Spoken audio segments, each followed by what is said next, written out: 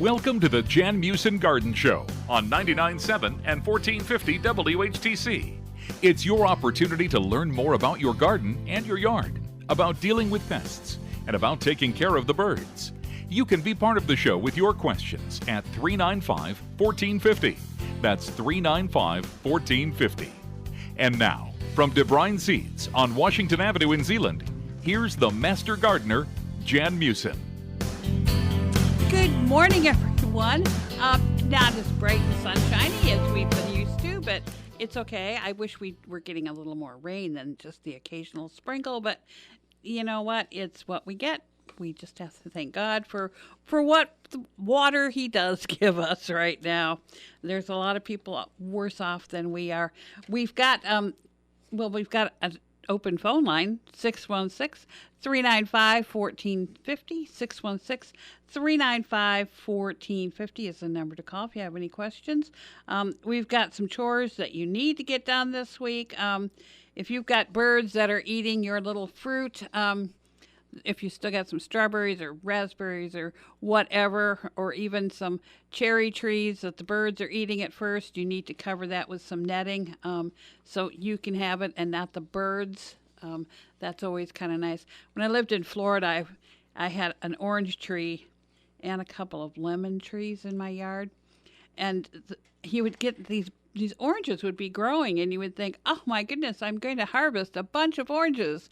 And when they're finally ripe, you pick them off, and the birds have drilled a hole in there, and they've drunk all of the juice out of your oranges. So it was always depressing. And then I realized why my neighbors covered all of their fruit trees. Made sense after that. So, covering them is just a light netting that goes over them so they can't get inside. But the sunshine and the rain and everything else can get in. Just the birds can't. And again, the tomato plants, they're getting large out there, folks. And if you don't want them to fall over, you need to get a cage or some sort of support around them right now.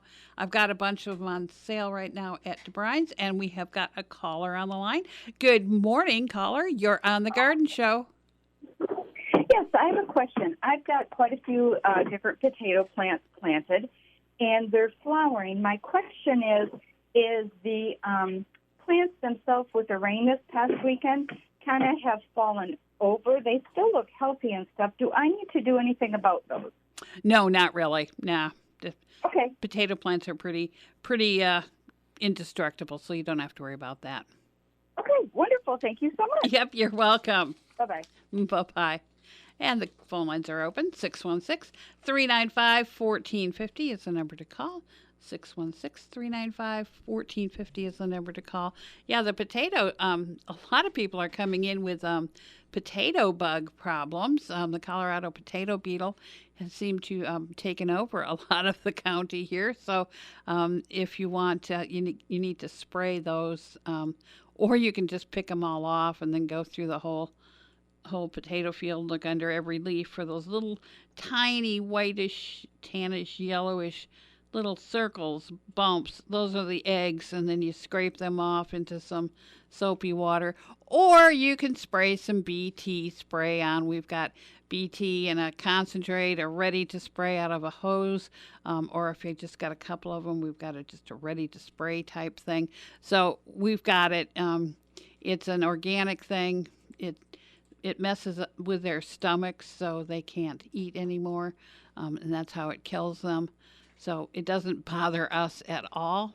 It's not a problem if, you eat something that's got BT on it, although I wouldn't really want to, but you can. It's not going to hurt you. I think it's a 24-hour waiting period between spraying and harvesting, so I don't think you've got to worry about that stuff. But I would get out there and spray them. The potato beetles, they eat all the leaves, and you say, well, so what? The potatoes are in the ground, but the leaves are where the sunshine hits, where the chlorophyll makes energy for the plant, so it does need all of its leaves. So we do need to keep those leaves. We don't need the beetle to eat all of them. We also have, my goodness, aphids are out there in huge forces right now. One lady she thought she just had ants crawling up and down her peach tree trunks and going out onto the limbs, and it was all sticky out there. And did you bring a leaf in? Or yeah, she brought. They were just covered with aphids, and aphids emit this what's called honeydew, and the ants love that sticky stuff. So the ants weren't causing any problem. They were just going up the tree to get that honeydew and then bringing it back down. It was the aphids that were causing all of her problems on her peach trees. So now she also, I think, did she? No, she didn't do. She did a spinosad treatment, which it said ants and aphids on it, and cherry trees. So she was all set. She thought that it was they were piercing the fruit and causing it to, but they weren't. They were just on the leaves, and it was just the honeydew that was coming off them. If you've ever seen a lot of aphids on, sometimes that honeydew gets kind of black and sticky and yucky. It's not a fun thing. You want to get rid of aphids. They chew up the leaves, sap all the energy out of the plant. Sometimes you can just take a hose and turn it on high and wash them off. That works. If not, we do have sprays that you can spray on just about anything. So, and don't worry about it. You can use something that really isn't even all that powerful on aphids. They're a soft shell, very small insect, and just about every insecticide works on them. If you want to spray the insecticide, just remember we want to spray the leaves only. If it's got flowers on it, we really don't want to spray the flower just in case some bees come by. The bees don't walk across the foliage, so you really don't have to worry about that. Spray early in the morning before the bees are up and at them. Usually I can do it about 6 and there's nothing, and it's a quiet day. And we have another caller on the line. Good morning, caller. You're on the Garden Show. Good morning. Hello, Jan? Yes. Yes, I have a question about a rose bush. Sure. It's kind of gone wild on me. Oh, no. No, it's okay. I mean, it's beautiful, but it's kind of overgrown over my black-eyed Susans, which are just, really getting large now, Yes. also ready to bloom, and kind of covering those up. So I was wondering if it would be possible to trim back a few of those branches at this time of year. You know what? I've got one too that's kind of growing over where it should, and I just kind of trimmed it up also. Mine really isn't in full bloom right now and sending out more blooms, so I think it's safe to do that right now. I did it, so I think you can do it too. Yeah, because I, usually wait till fall, but... Yeah, I normally do too, but this one is just going rogue this year. I don't know why, but just one of mine, and it's just covering up everything around it, or it was. Now it isn't. Yeah. Yeah. It looks much better now, and it doesn't look like I've hurt it at all. Just don't take more than a third of the plant off at any one time. Oh, no, I won't do that, but... Yep. Okay, thanks so much, Yep, Jan. you're welcome. Bye-bye. Bye-bye. And the phone lines are open again, 616-395-1450, 616-395-1450. Yeah, I don't know. I just had the one rose bush that it's my pink one, and it just, I can look out my bedroom window and I can see it, and all of a sudden it was like overgrowing this bush, and it's overgrowing the flowers that were in front of it. I couldn't see anything except for this pink rose bush that was it was like taking over. So yes, I did trim it up a little bit. It looks much nicer and much happier now. I know you're really not supposed to trim it if it's blooming or sending out buds, but it really wasn't sending out any buds anymore. I think it's got all of them on there. I'm not quite sure. Now watch it rebloom all over again. I don't know, but that thing was just going nuts this year, and it could be because of the hot weather, and that thing gets watered every day. So I guess that's why the other rose bushes don't get as much water as that one did. Naughty. It was a very naughty plant. I've got a couple of plants that I normally don't trim in the summer, and I'm looking at my butterfly bush thinking, I don't know how in the world it got so huge. It's as tall as I am right now. Ton of flowers on it, and they're so pretty. They're bright purple, and there's butterflies flying all over the place. So I don't dare cut it down because they're using it. So it's just going to be a little overgrown bush now until fall, I guess. So, and then we'll remember to cut that one back right down to the ground this fall, so it doesn't get so tall. At least I hope it won't get so tall if I do that. I don't know. That is a conundrum. Okay, well, back to my garden. You need to get the tomato cages out and put them around your tomatoes, and that's a good time to check for suckers on your tomatoes. And you're going to ask, what in the world is a sucker? Okay, so I've got the main stem coming up from the tomato plant, and then I've got all these side branches that come off, and they're the big side branches that are going to have all the tomatoes on it. And if you look at that angle between where the branch comes off from the main trunk, shall we say, if there's a little tiny growth between those things, that's called the sucker, and that's going to try grab all the nutrition. So we want to just take your fingernails and just pinch it off. It's not a big deal. Just pinch those off. So then the tomato plant will just be sending the energy out to where the normal branches and not to all these new little tiny branches. We don't need that. We just need some nice formed branches that will have all kinds of tomatoes on them. So cut off those suckers this time of year too, and make sure you've got some calcium around there to avoid the blossom end rot. So you might want to, if you're fertilizing right now, add a fertilizer that's got some calcium in it, or just add some calcium around your tomatoes and peppers so you don't get that horrible blossom end rot. And on your lawn, this is the time of year to apply the season-long grub control, and that will prevent grubs this fall and next spring. It needs to go down now. It needs to be watered in well. I would, at the beginning of the week, I would have said, put it down Friday night because it's going to rain all Saturday morning. Well, that certainly has not happened.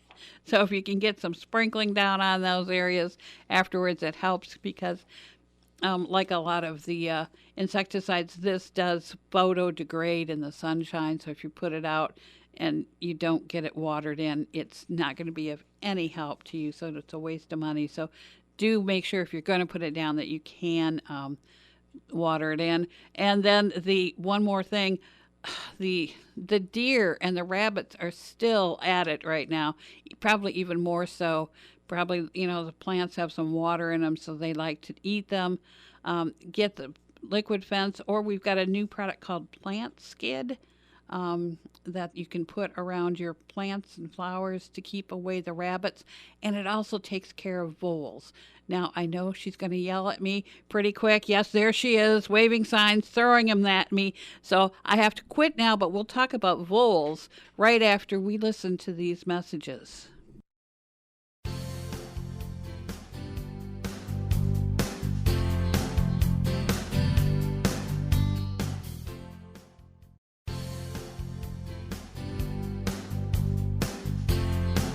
Let's get back to the Jan Meeuwsen Garden Show. Call the Master Gardener from De Bruyn Seeds in Zeeland now at 395-1450. Once again, here's Jan Meeuwsen.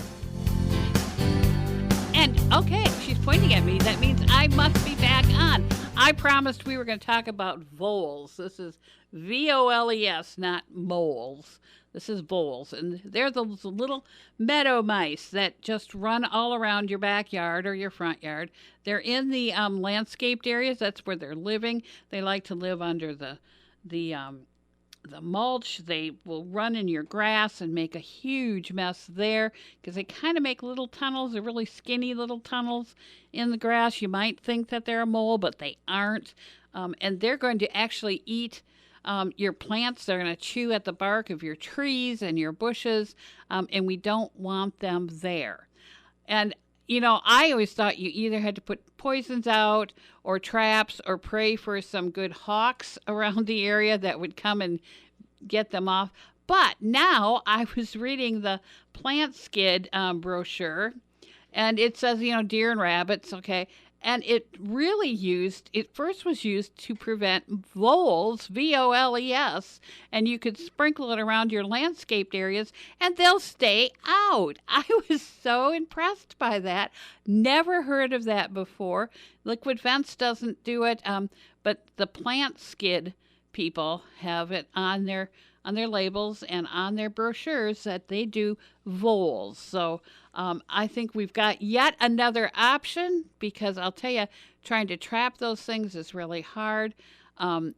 You might get 5, and there's really 500 of them there.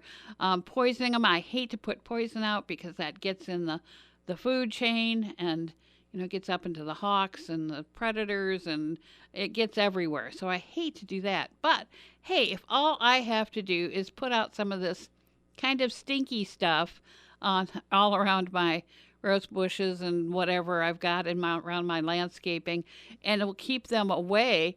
And once it's in the air, I don't smell it anymore. They do. So that will keep them away. So, hey, another thing in our arsenal for all of these pests.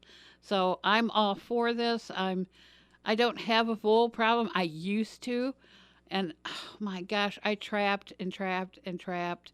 I finally put out poison, and then I saw a hawk, and then I quit putting out poison, and the hawk seems to keep it under control right now.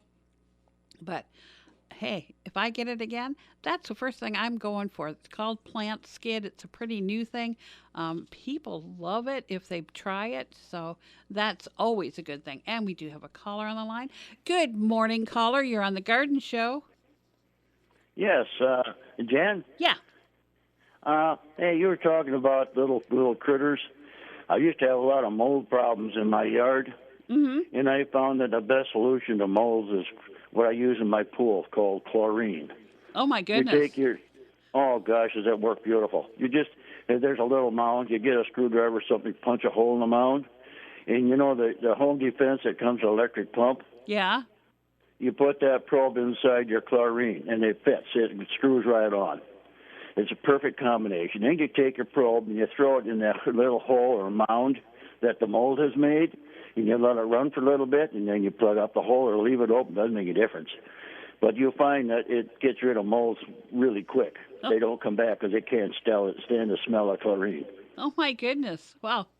That's I've interesting. used it on my neighbors, and they really use it a lot now. So it does work. Okay. And I had on the, used this, what the hell I call it, weed clear. Oh, yeah. To clear weeds off your yard. Well, I've had it. I've put it for ortho, and it doesn't do anything. I gotta saturate the plant. It takes forever for it to die. You add a little chlorine to that, too. That cures that problem in a big hurry, too. And on cement, it's even nice when they come up. These weeds come up in your cement. Once you put the chlorine and this weed killer together, it makes a bond, and the weed will not come back in that area again. Really? That's interesting. So on cement, that works really good around where the borders are. Mm-hmm. That works really good for me. I found that it works good. And if you want to, you're talking about little critters running around. Yeah. You put it under the grass, it works great. Okay. Well, hey. Don't put it on the grass, it'll kill the grass. Yeah, I was just going to say, I think it will kill it, yes. I just thought I'd entertain you with that. Well, that's interesting. Thank you. Thank you very much. Mm-hmm. Bye-bye. Bye-bye. Interesting. He's got everything all figured out. And, yes, it does take a while for that weed clear to work. It's not an overnight thing, but it will take care of it eventually. And I bet he doesn't have any insects around there either, or neighbors maybe. I hate the smell of chlorine, so I can kind of understand that. It's not something that I would think the moles are used to smelling. So, and they don't like to swim in the pool. So hey, it might work. I don't know. So I've got to ask. You didn't even do the weather, did you, Harlow? It was automatic, wasn't it? Well, the weather is automatic, but I do the beach and boating report for the other station here, so I have a little bit of knowledge. Okay, is any rain coming anywhere in outside of this morning where it was supposed to be raining? It did rain a little bit this morning. Like, yeah, just a okay. sprinkle. I'm going to give you that little sprinkle, Yeah. but doesn't count. But there really isn't rain in the forecast. I don't think there's any major rain in the forecast. Okay. It's just kind of like scattered showers or like sprinkles. Yes, if it does at all. Yeah, if it gets too hot and the air gets unsettled, then those thunderclouds will form. But okay, so I can't say that for sure that, hey, on Wednesday it's going to rain. So okay, well we will just stay with that, and we have to go to the news and other important things. But I will be back right after all that happens.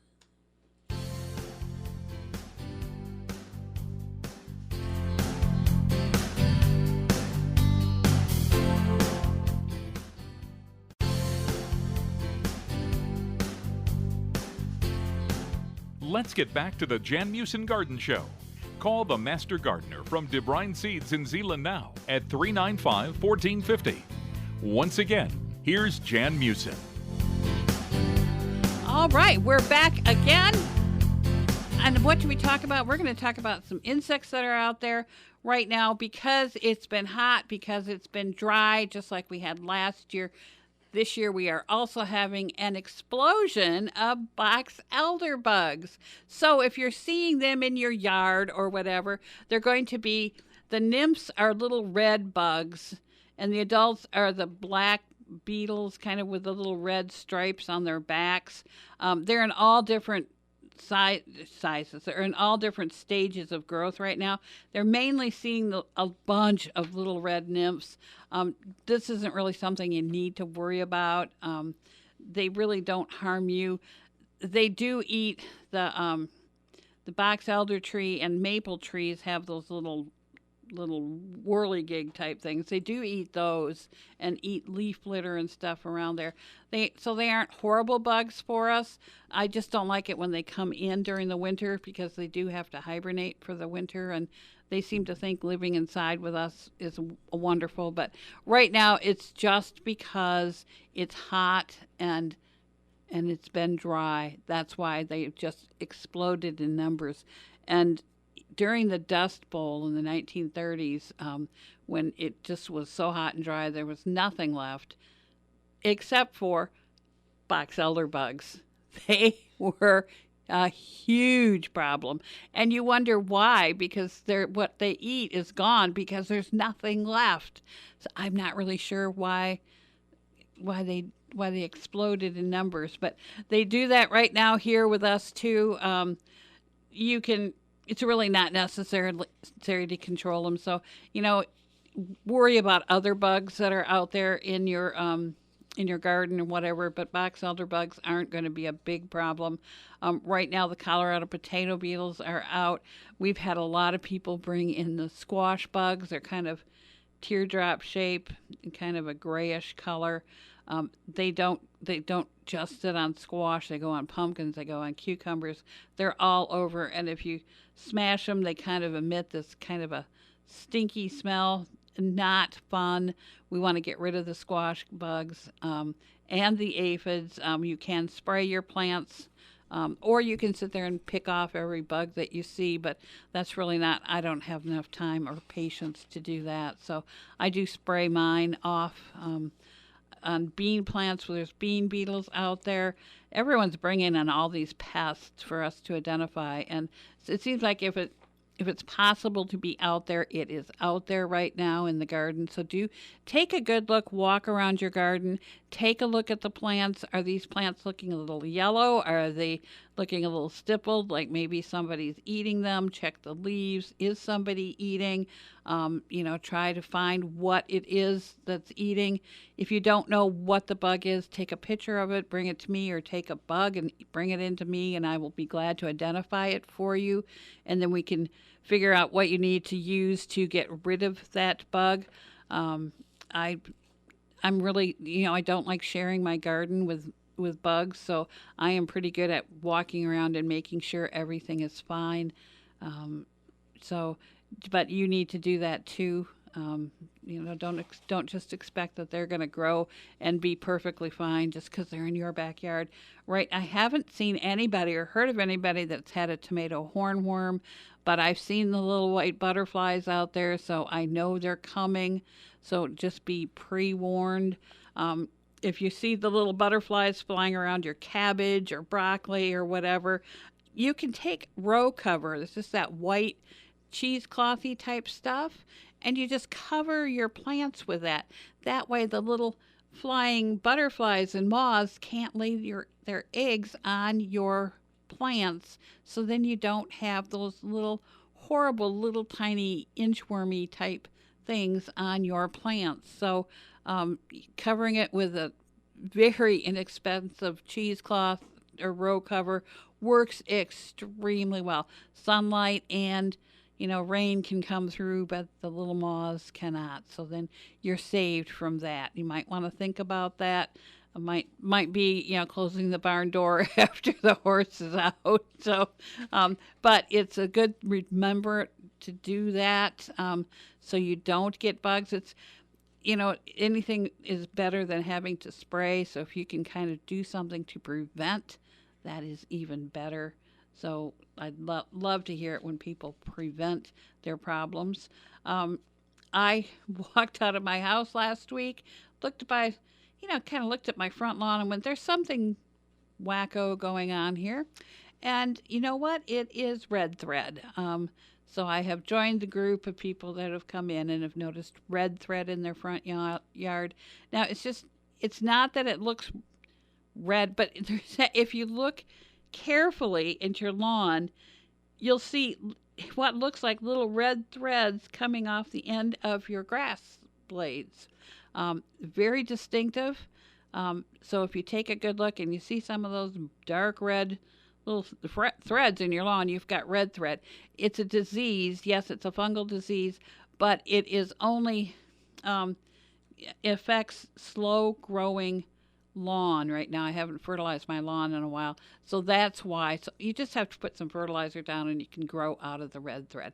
And we have a caller on the line. Good morning, caller. You're on the Garden Show. Good morning, Jan. Good morning. I'm out by Visit Farms out in Bork Hill. Yeah. Mm-hmm. And this is our second really, really good rain. It's pouring down rain right now. That's what someone said that came in the store this morning. It was raining in Borculo, and I thought, well, move it over to us.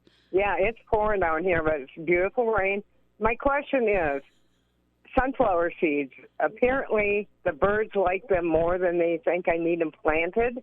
Oh. So they scratched them all out of the ground. Can I replant those again? Yeah, you still have time to do those. Okay. All right, great. Thank you. Yep, good luck this time. All right, thank you. Bye. Bye-bye. Yeah, sometimes those birds like what we have planted in the ground, and they can get it out. I had bean seed one year that the birds, just in one area of the garden, so I just gave up on it. Fine, whatever you want to do, birds. They didn't come over the other end, but I bet, yeah, they would really love sunflower seeds. Really haven't tried that with them. So, yeah, that might be a fun thing. You still have plenty of time to do a lot of things yet. So don't stress about it. It's not going to freeze in August, probably not in September either. So we've still got in most of July left. So we still got a good portion of the growing season left. So you still want to plant some beans. You have plenty of time. Actually, cucumbers, you'd have time. Even some of the summer squashes, you would have time to do those. You still have time to do like collards and mustard and things like that also. So don't stress about it. And then we've also got some fall plants that you can plant, later on to plant in the fall. I usually plant my fall, like my peas and whatever, in August, once I pulled something else out. And you can start again with lettuce and spinach and things like that later on also. But the greens can come right now. Collards, Swiss chard, mustard, all those can go right now. So you can get a mess of greens. I do like collards, but I'm not really big on mustard. But hey, some people just love it. So hey, don't have to love everything. I'll eat it. If it's given to me, I will eat it. Not a problem at all. But yes, so you still have time to play in your garden to plant some things. Sometimes some things are ready to harvest right now. I've got some beans that are just about ready. Kind of fun to go out there and find beans on your plants. So, okay, we need to stop and take a break for a news break, and we will be back after that until the end of the show.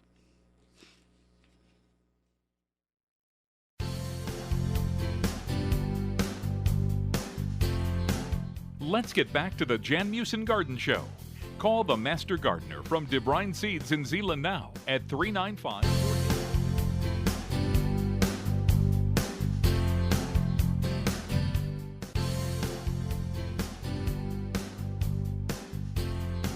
Let's get back to the Jan Meeuwsen Garden Show. Call the Master Gardener from De Bruyn Seeds in Zeeland now at 395-1450.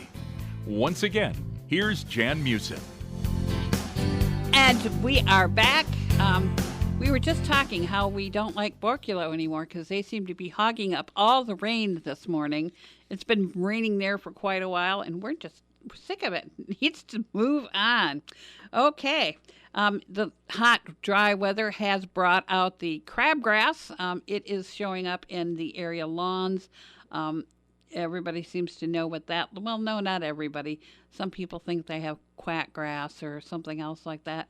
Bring in a picture of it, we can identify it. It kind of comes up, and then it will kind of fall over into like a little rosette, and then it sends out these little things, a million little seeds on them.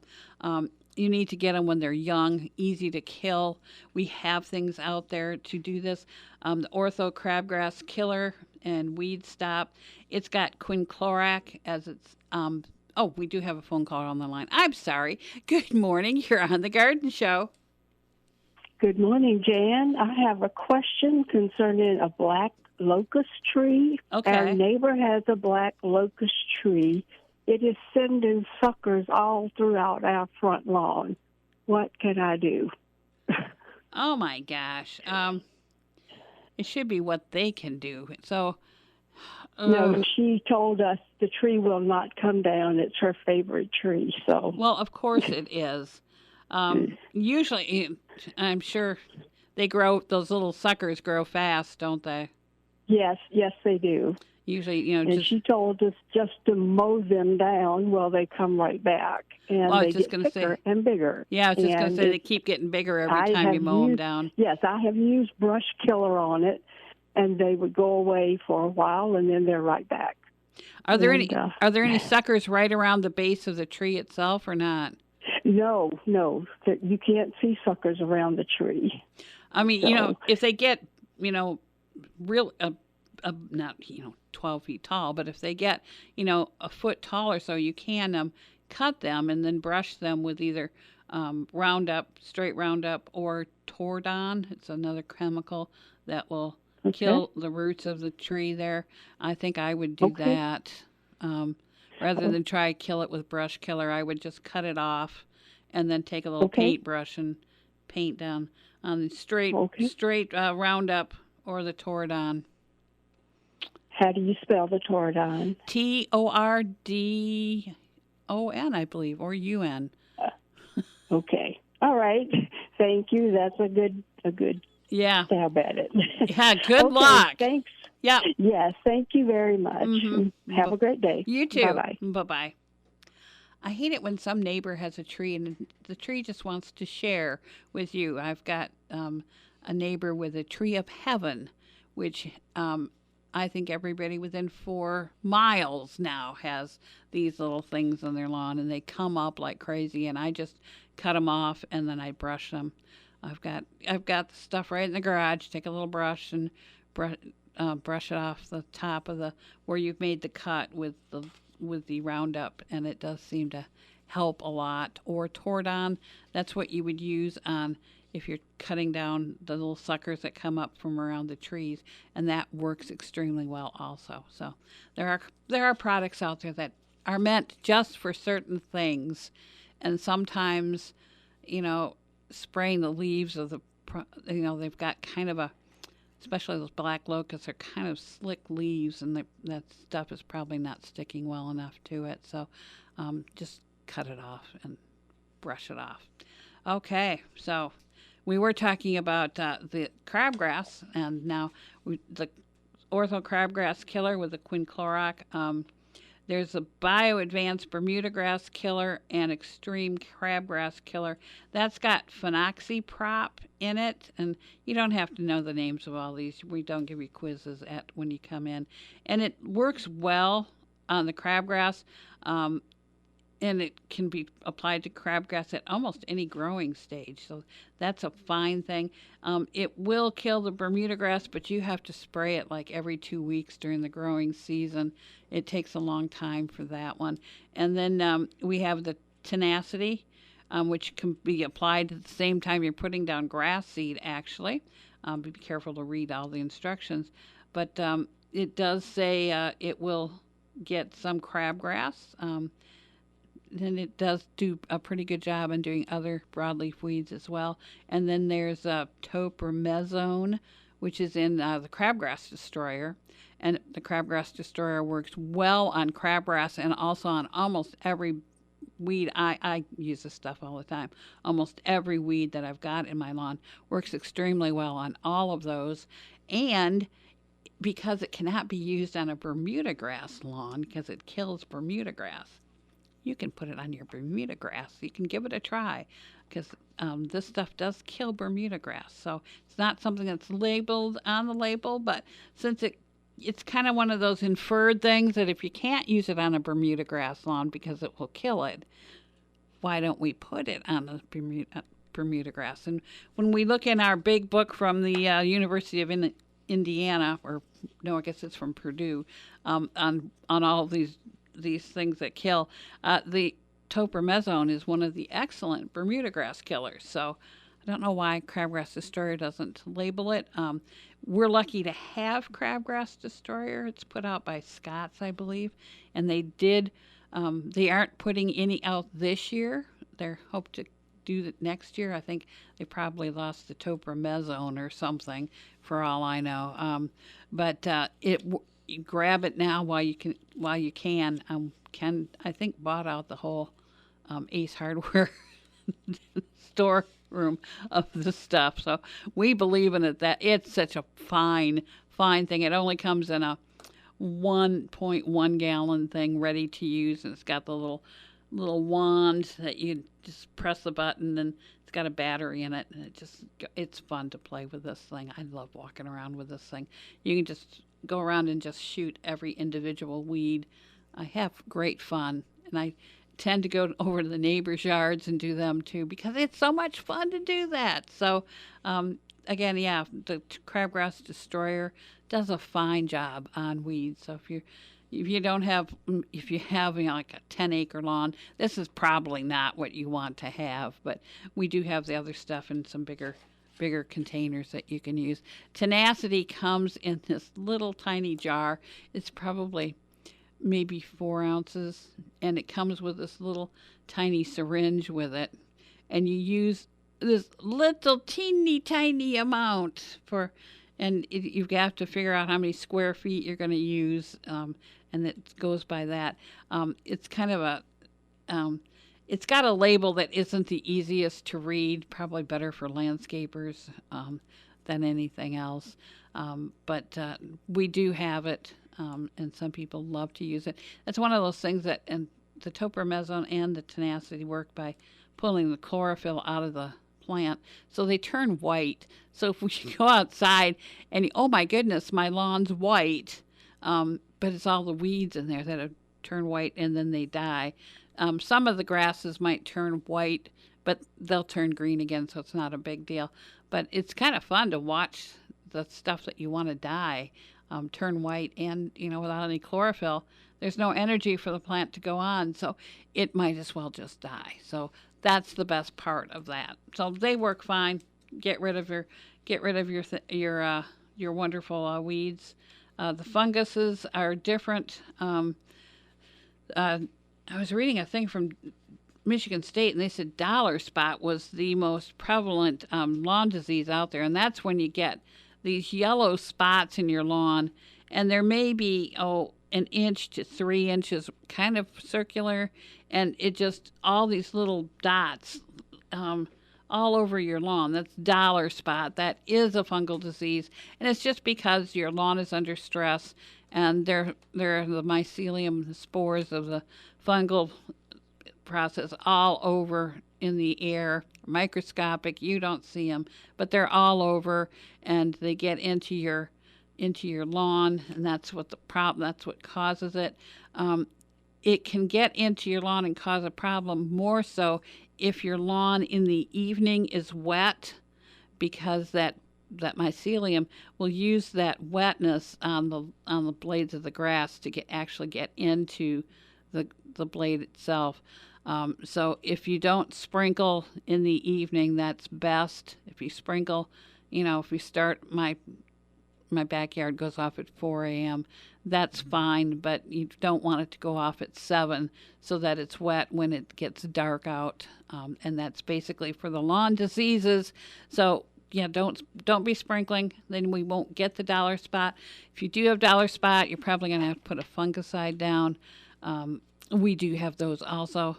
It may be you have to do it more than once, and then hopefully the weather will kind of cool down and be a normal summer. I don't know if we ever going to get that again, but that our lawns just like the cooler weather. They're probably loving today out there right now, but next week when it's 80 again, it just goes under stress. It just doesn't like that. So then we get all these problems. So keep it as healthy as you possibly can so you don't have the problems with the fungal diseases. And then the last thing I really want to touch on and talk about is mushrooms in the lawn. They'll probably get them in Borculo now because the lawn's getting wet. And again, that's because the mycelium are in the air. They're everywhere. You can also get it from something decomposing in the ground when the ground gets wet. So they're everywhere. If you want to get rid of them, you don't put a fungicide down because this is a plant, or not really a plant, but it is a growing thing. And so you need to, if you really want to get rid of them, you can just knock them over. It's not a big deal. Lawnmower might take care of them. That would be fine.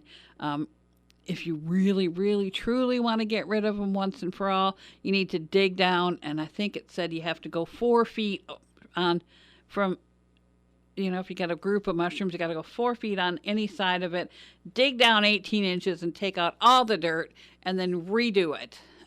That sounds like way too much problem for me. I just knock them over with my foot. Okay, I will be back here on Tuesday morning at 8:35 with Dan with the garden party. And then again on Tuesday between 10 and 11 on Talk of the Town with Gary with the Garden Hour. That's always a fun time. And then I'll be back here next Saturday at 11:05 or whenever the news is over, somewhere around in there. But I'll be here. And until then, all I can say is go green. And all I can say is go white.